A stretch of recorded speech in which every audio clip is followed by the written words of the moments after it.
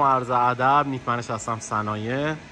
نفت و سوخت تو این ویدیو راجع به ماشین های سوخت رسان که میتونن خدمات انتقال سوخت، حالا فرآورده بنزین، گازوئیل و سایر فرآورده های نفتی رو به در واقع مصرف کننده های مورد نیاز انجام بده. اینجا کارگاه ساخت در واقع تجهیز ماشین سوخت رسانمون هستش که برای برندهای مختلفی انجام میدیم.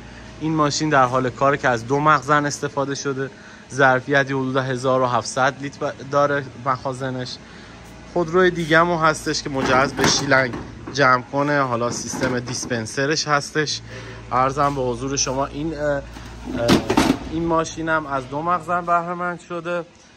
عرضم به حضور شما اینجا هم 2 تا حالا تریلر تانکر قرار انجام بشه. این یکی مربوط به یه خودروی سوخترسان که ظرفیت حمل سوخت تا حدود 10,000 لیتر رو مجهز شده. سیستم توزیعش اینجا تعبیه شده و از تجهیزات ایمنی استفاده شده. با ظرفیت 10,000 لیتر حمل سوخت تجهیز شده که در واقع اینجا قسمت سوخت رسانش تعبیه شده که اینجا میزان لیتراژ مصرفی نمایش داده میشه. از شیلنگ جمع کن استفاده